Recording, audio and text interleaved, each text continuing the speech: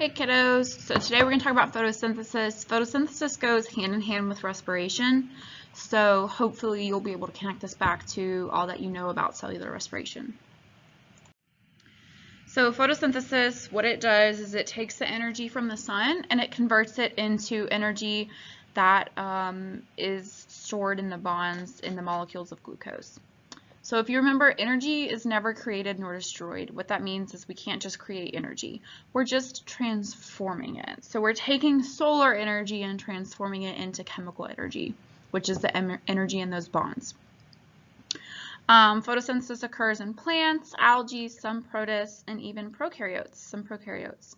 So don't think that photosynthesis just occurs in plants. It occurs in many more organisms than that, and it even occurs in some prokaryotes. So some bacteria can do photosynthesis. And speaking of, it actually first evolved in prokaryotes. So this kind of goes back to the endosymbiont theory, which stated that the chloroplast and the mitochondria were once prokaryotic cells that were engulfed or taken in by another prokaryotic cell, and they became an organelle, and that's how we got eukaryotic cells.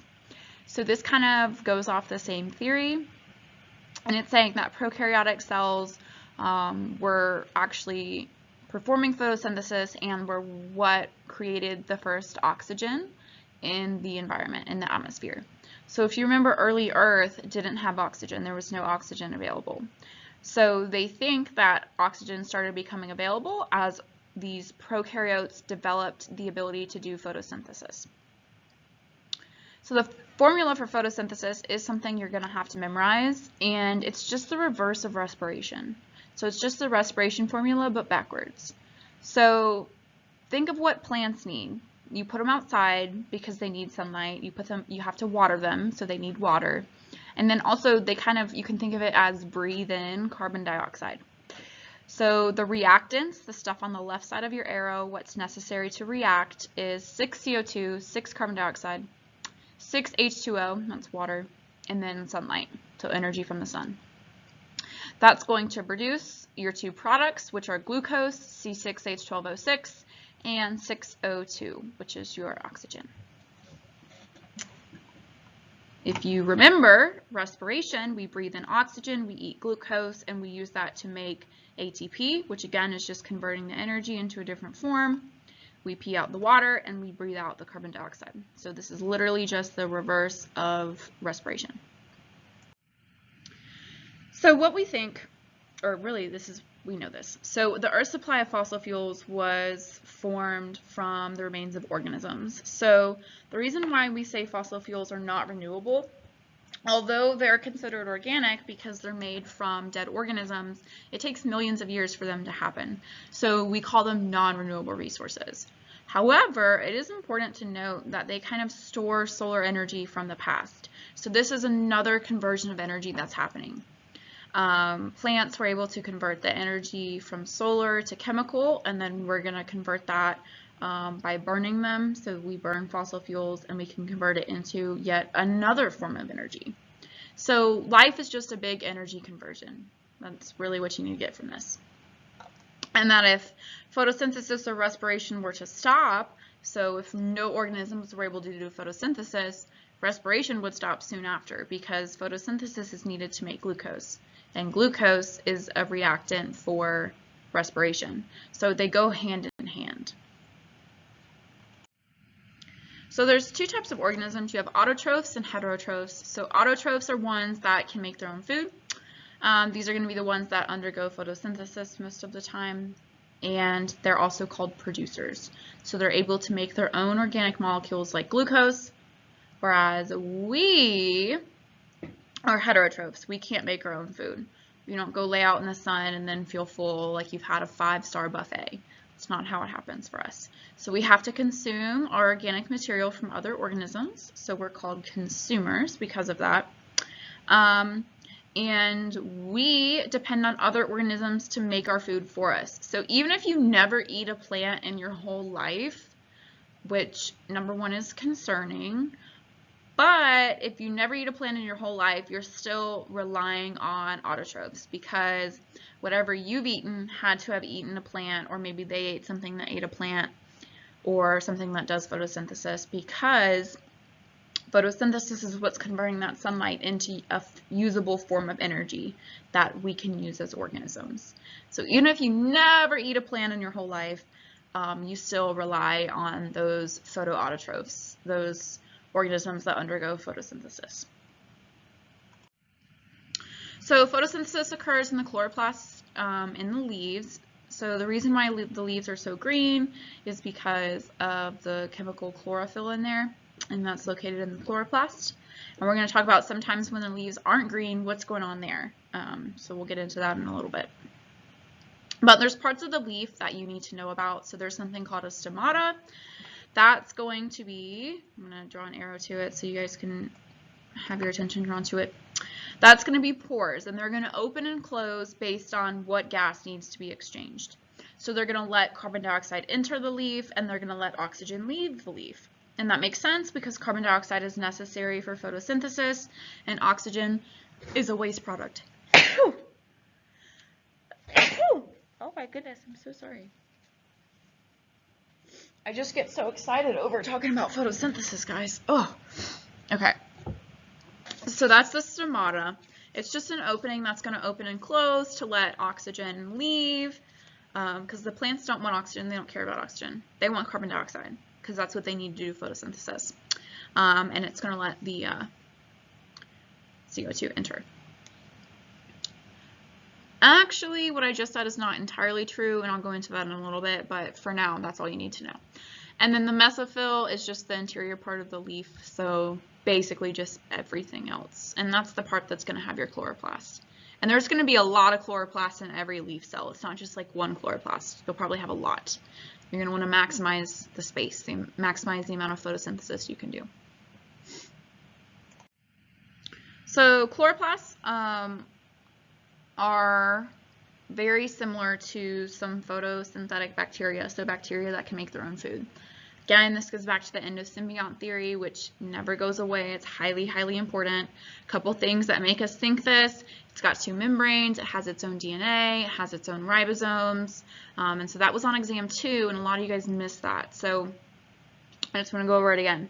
So the reason why we think the chloroplasts and mitochondria were once prokaryotic organisms that were engulfed or taken in by another prokaryote is because they have some weird characteristics. They have two membranes, they have their own DNA, they have their own ribosomes. So all of those things kind of make us think that it was a prokaryotic organism at one time.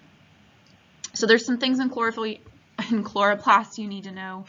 One of them is chlorophyll. That's going to be a pigment that absorbs the energy from sunlight.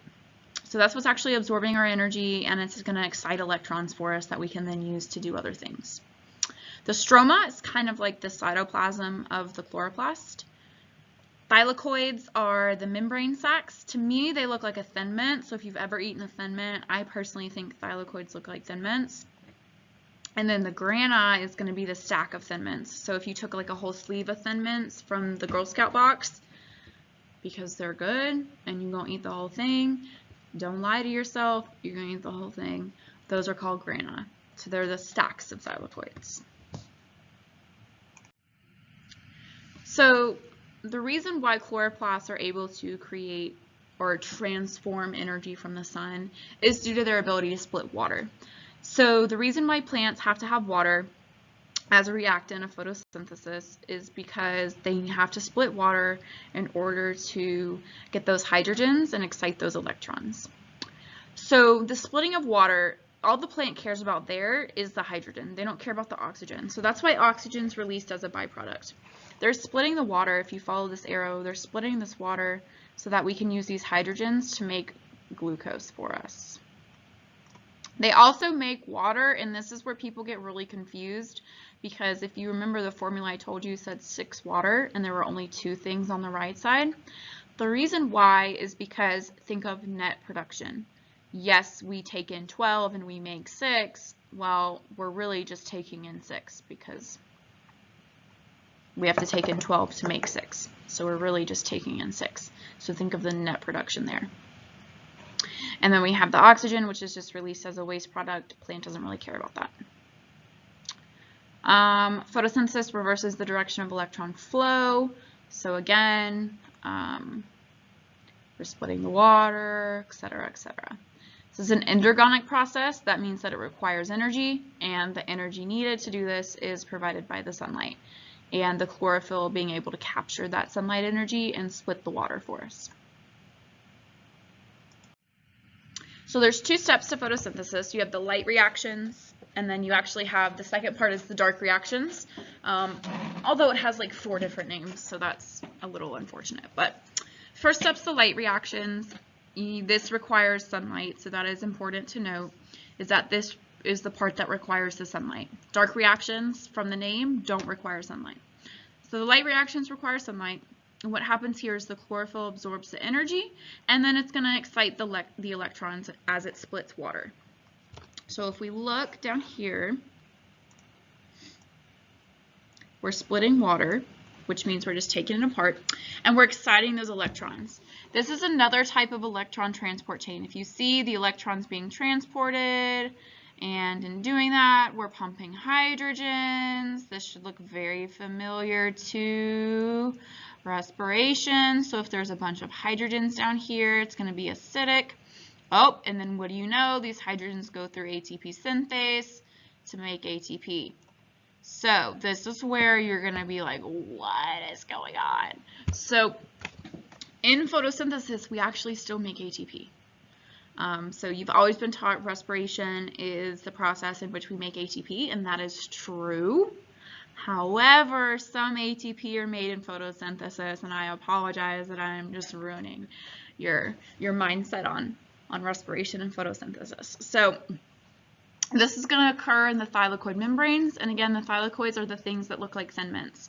So these are the thylakoids right here, and it occurs in their membrane. And this is just the first step. So what this does for us is it splits water. It releases the oxygen. The plant doesn't care about the oxygen at this point. The oxygen is just a waste product. We've used it. We've done it. We don't need it anymore for this process.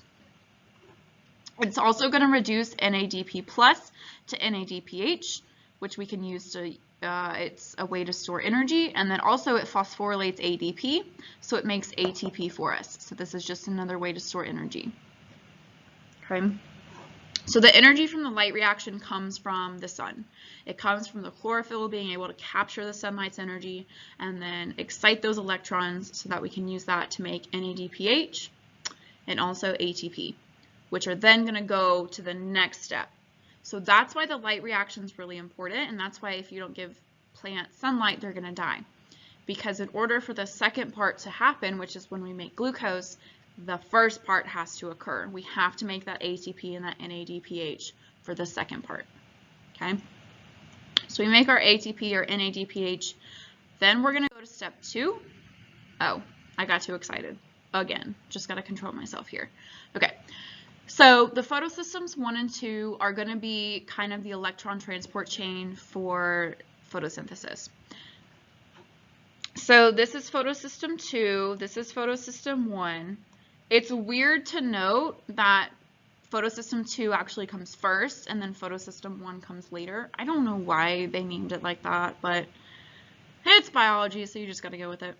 But so the sunlight comes to photosystem 2, we're going to split our water, the electron's going to travel, it's going to travel to photosystem 1, it's going to travel some more, we're going to make NADPH, and then our ATP's made.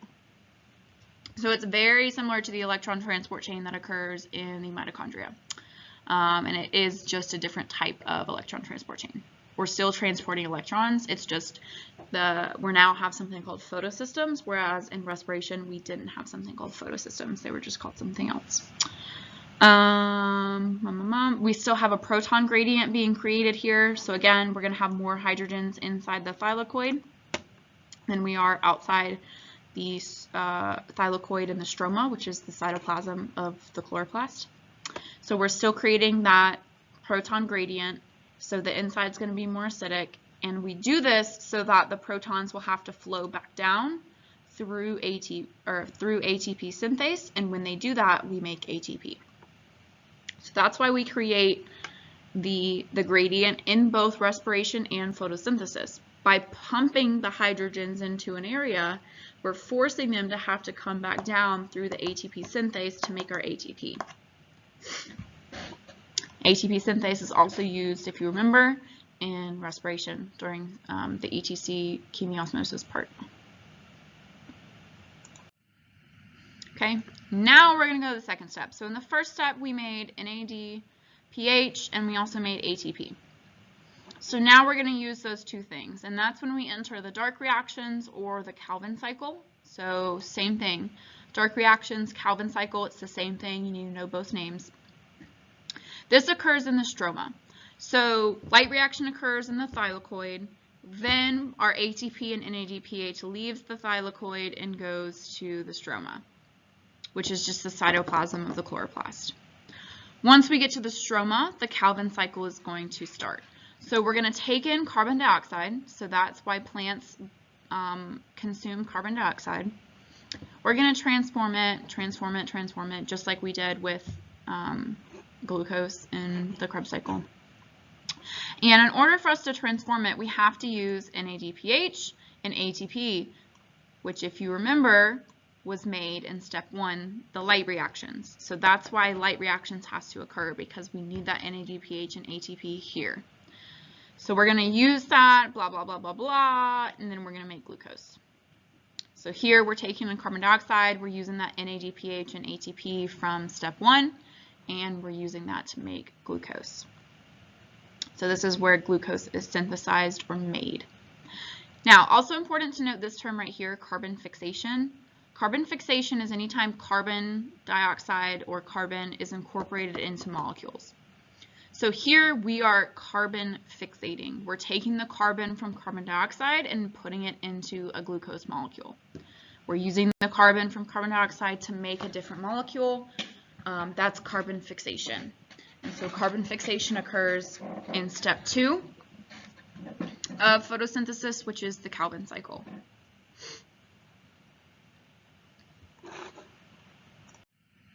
So this is just a really good diagram showing how they're interconnected.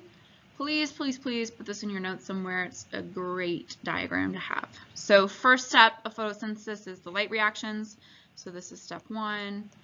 We're going to take in water. We're going to split the water. We're releasing oxygen because we don't care about the oxygen at this point. It's just there. We need to get it out. And we're making, this is what we're interested in, is making the ATP and the NADPH. Once that's made, you're going to go to step 2, which is the Calvin cycle or the dark reactions. They have 2 names for it. We're going to use the ATP, use the NADPH to transform our carbon dioxide into sugar. And in doing that, we release NADP plus and ADP plus a phosphate, and that means inorganic phosphate. And so that's going to then be used in the light reaction. So it's just a really big cycle. They depend on each other. So this has to happen in order for this to happen, and then it's just a big cycle. So chloroplasts are basically solar-powered chemical factories, and what they do is they take the energy from the sun and transform it into a different form in order to make glucose. So we're just going to go into a quick background of what the electromagnetic spectrum is. It's just a range of wavelengths. So the closer waves are to each other, so the shorter the wavelength, the more powerful the wave is. So gamma rays, incredibly powerful. The further apart the waves are, so the larger the wavelength, the less powerful they are. So that's going to be like your radio waves, TV, FM, stuff like that. Kind of in the middle, we have something called ultraviolet, or the visible light spectrum. It's like probably about right here. I know that's ugly, so I'll just erase that.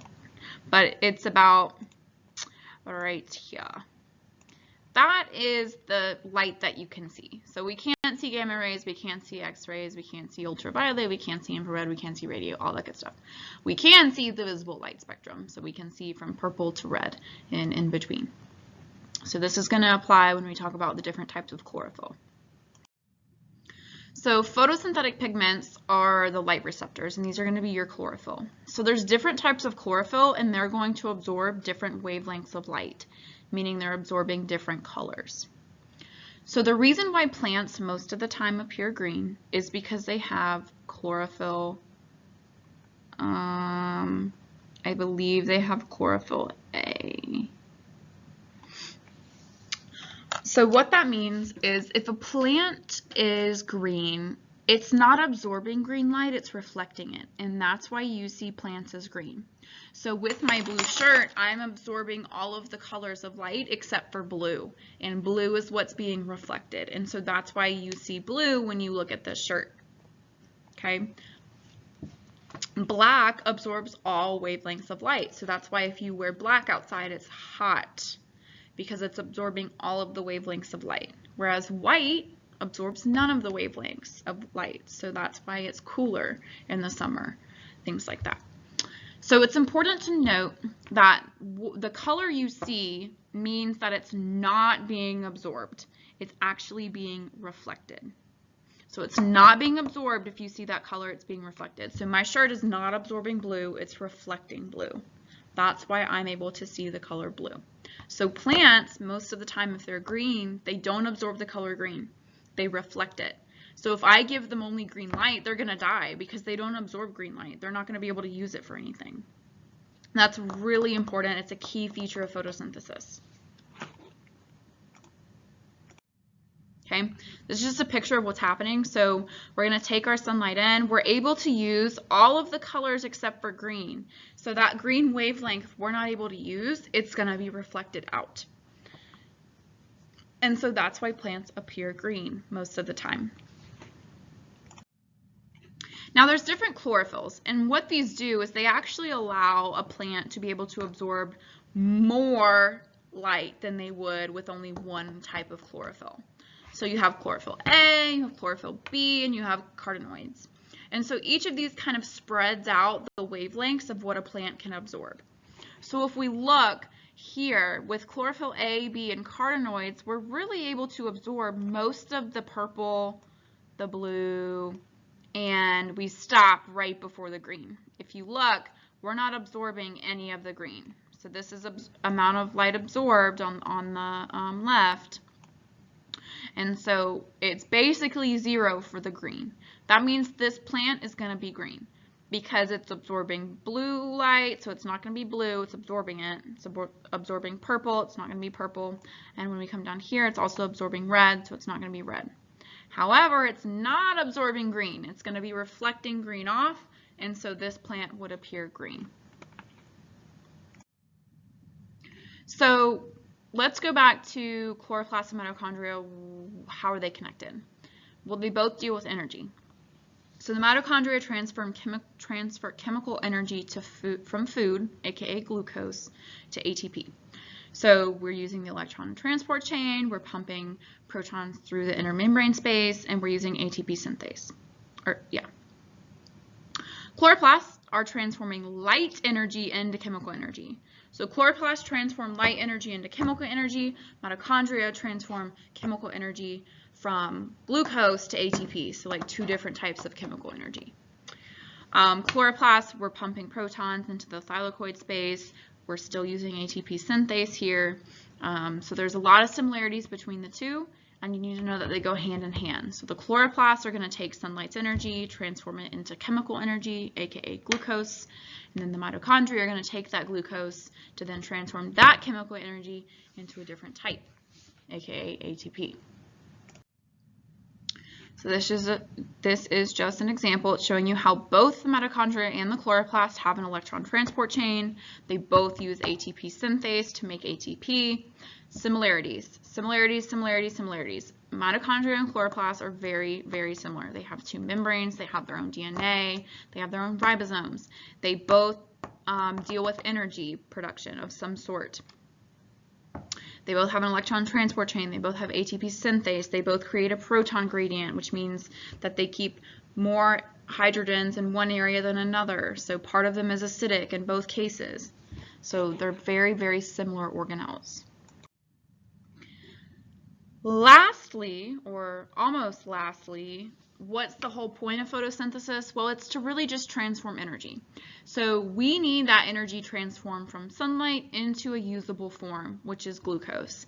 Without that, we wouldn't be able to survive because we can't use sunlight for energy. it just burns our skin. Well, it burns my skin. I don't know about yours. So we can't use that for energy. We have to rely on photosynthetic organisms to take that sunlight energy, transform it into something we can use, aka glucose. And so that's going to give us the chemical energy we need. Another thing is that plants, when they make a lot of glucose and they're not able to use it all, they're actually going to store it as starch. So that's a macromolecule made up of many glucose molecules. That's how plants store their glucose, their excess sugar, and they do that in the roots, the tubers, the seeds, and fruits. So potatoes are tubers, and so potatoes are like 100% starch because that's how the potato plant stores their glucose. So whenever you eat a potato, you're eating a plant's glucose storage. That's just sad. Whenever you're eating fruit, you're eating their glucose storage. That's why fruits taste sweet sometimes, if it's sucrose. And then also photosynthesis produces oxygen, which is incredibly important and is why we should save the trees and all the good old plants, because they make oxygen for us, which we need to breathe. This is just kind of a bigger picture of photosynthesis. So I showed you this diagram earlier, but with less going on. What you need to know from this is just kind of like what's going on in each. So the light reactions, we do have a photosystem 2, we have an electron transport chain, photosystem 1, which is also part of the electron transport chain, et cetera, et cetera. So this is just kind of a bigger picture of what's going on in photosynthesis than the other one was, but both diagrams are basically the same thing.